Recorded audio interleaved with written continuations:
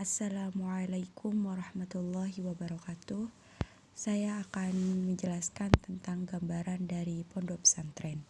Poin pertama adalah pengertian dari pondok pesantren itu sendiri. Pondok berasal dari bahasa Arab, yakni funduk, yang berarti penginapan, asrama, atau wisma sederhana. Karena pondok memang sebagai tempat penampungan sederhana dari para pelajar atau santri yang jauh dari tempat asalnya. Kata pesantren berasal dari kata santri yang artinya murid yang belajar ilmu agama Islam. Disebut pesantren atau pesantren karena seluruh murid yang belajar atau tholabul ilim di pesantren disebut dengan istilah santri, tidak dikenal dengan sebutan siswa atau murid. Poin yang kedua adalah tentang karakteristik pondok pesantren. Ada beberapa karakteristik pondok pesantren secara umum dapat dijelaskan sebagai berikut. Yang pertama, pondok pesantren tidak menggunakan batasan umur bagi santri-santrinya.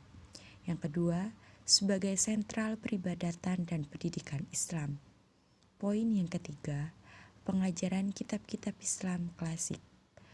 Yang keempat, santri sebagai peserta didik, dan yang terakhir, kiai sebagai pemimpin dan pengajar di pesantren. Adapun tujuan khusus pesantren adalah sebagai berikut. Yang pertama, mendidik siswa atau santri anggota masyarakat untuk menjadi seorang muslim yang bertakwa kepada Allah, berakhlak mulia, memiliki kecerdasan, keterampilan, dan sehat lahir batin sebagai warga negara yang berpancasila. Yang kedua, mendidik siswa atau santri untuk menjadi manusia muslim selaku kader-kader ulama dan mubalik yang berjiwa ikhlas, tabah, tangguh, wira swasta dalam mengamalkan sejarah Islam secara utuh dan dinamis. Poin yang ketiga, mendidik siswa atau santri untuk memperoleh kepribadian dan mempertebal semangat kebangsaan, dapat menumbuhkan manusia-manusia membangun yang dapat membangun dirinya, bertanggung jawab kepada bangsa dan negara. Yang keempat, mendidik tenaga-tenaga penyuluh membangun mikro, keluarga, dan regional, pedesaan atau masyarakat lingkungan. Yang kelima, mendidik siswa atau santri agar menjadi tenaga-tenaga yang cakap dalam berbagai macam sektor pembangunan, khususnya pembangunan dalam bidang spiritual dan mental.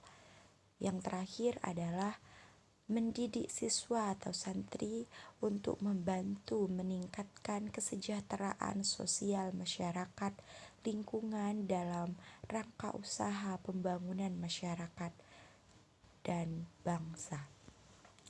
Unsur-unsur dalam pondok pesantren. Yang pertama, kiai. Kiai peran penting dalam pendidikan, pertumbuhan, perkembangan, maupun pengurusan sebuah pesantren. Unsur yang paling esensial adalah kiai. Keberhasilan pesantren banyak pada keahlian dan kedalaman ilmu, karismatik dan wibawa, serta keterampilan kiai. Dalam konteks ini, pribadi kiai sangat menentukan sebab dia adalah tokoh sentral dalam pesantren. Yang kedua, masjid. Dahulu kaum muslimin selalu memanfaatkan masjid untuk tempat peribadatan dan juga sebagai tempat lembaga pendidikan Islam, sebagai pusat kehidupan rohani, sosial, dan politik, dan juga pendidikan Islam. Masjid merupakan aspek kehidupan sehari-hari yang sangat penting bagi masyarakat. Dalam dunia pesantren, masjid dianggap sebagai tempat yang paling tepat untuk mendidik para santri, terutama dalam praktek sembahyang 5 waktu, khutbah, dan sembahyang Jumat, dan juga pengajaran kitab-kitab Islam klasik. Poin yang ketiga adalah santri. Santri merupakan unsur yang penting sekali dalam pengembangan sebuah pesantren, karena langkah pertama dalam tahap-tahap pembangunan pesantren adalah bahwa ada murid yang datang untuk belajar dari seorang yang alim. Kalau murid itu menetap di rumah seorang alim, baru seorang alim itu bisa disebut dengan kiai dan mulai membangun fasilitas yang lebih lengkap untuk pondoknya. Poin yang keempat, definisi adalah pondok. Definisi singkat istilah pondok adalah tempat sederhana yang merupakan tempat tinggal kiai bersama para santrinya. Di Jawa, besarnya pondok tergantung pada jumlah santrinya. Adanya pondok yang sangat kecil dengan jumlah santri kurang dari 100, sampai pondok yang memiliki tanah yang luas dengan jumlah santri lebih dari 3.000, tanpa memperhatikan berapa jumlah santri. Asrama santri wanita yang selalu dipisahkan dengan asrama santri laki-laki. Dan yang terakhir adalah kitab-kitab klasik.